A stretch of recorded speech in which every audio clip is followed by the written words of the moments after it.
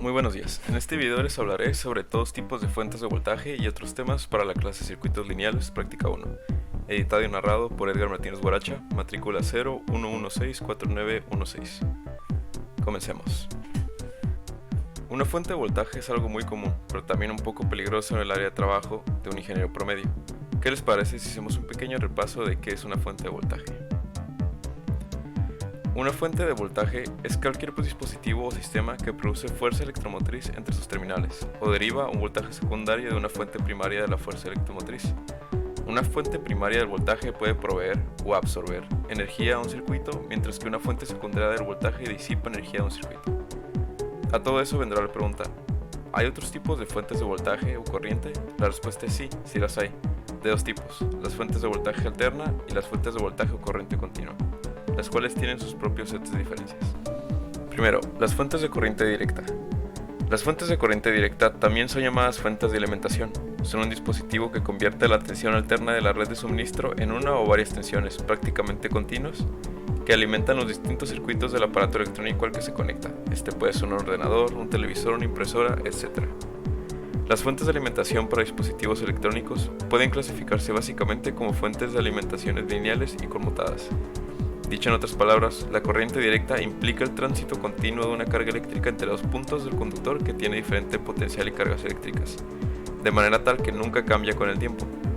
Esto se refiere sobre todo a la polaridad de la carga, no a su intensidad. Una fuente eléctrica que se agota, como una batería con poca carga, sigue siendo continua si no varía la dirección del flujo eléctrico, siempre del polo positivo al negativo.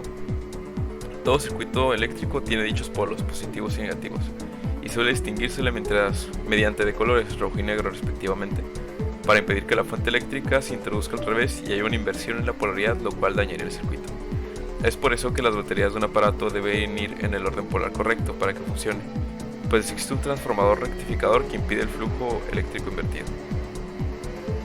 Sabiendo esto, podemos pasar a las fuentes de voltaje alterno, las cuales son un poco más complicadas y tardan un tiempo más en presentarse. Un circuito de CA o corriente alterna se compone de elementos del circuito de un generador que brinda la corriente alterna. El principio básico del generador de corriente alterna es una consecuencia directa de la inducción de Faraday. Cuando una bobina se hace girar en un campo magnético a frecuencia angular constante W, un voltaje sinusoidal Fm se induce en la bobina. Este tipo de corrientes son más usados en equipo que se requiere o recibe una alimentación energética más inconsistente, los cuales son siempre casi representados como ondas. La corriente alterna posee una serie de características particulares que las hace distinguir una de otras. Las principales son: A, la forma de onda; B, la amplitud; C, la frecuencia; y D, la fase. Este es cuando existen dos o más corrientes alternas superpuestas en el mismo circuito. Todo esto fue en parte descubierto, en su mayoría, por Nikola Tesla. En el año 1882, el físico, matemático, inventor e ingeniero diseñó y construyó el primer motor de inducción CA.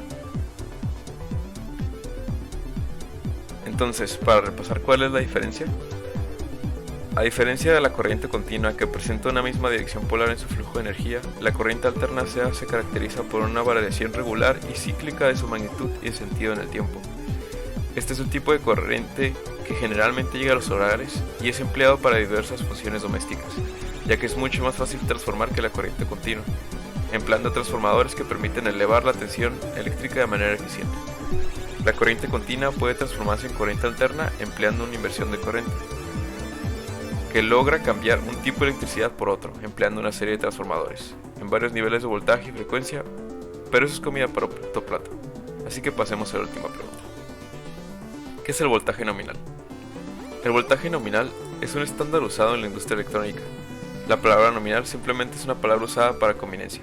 Convenientemente designa los ratings de un equipo para poder emparejarlo con otro equipo similar. Un ejemplo es el más común en Estados Unidos, que se ve ahora en pantalla.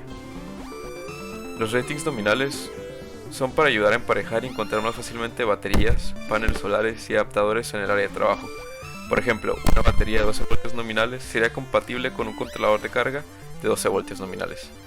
Cabe denotar que en varios equipos las medidas no son del todo exactas. Puede haber una batería nominal de 12 voltios que en realidad tenga una de 11.5 voltios o 12.9 voltios, los cuales están dentro del rango aceptable de una batería de 12 voltios nominales.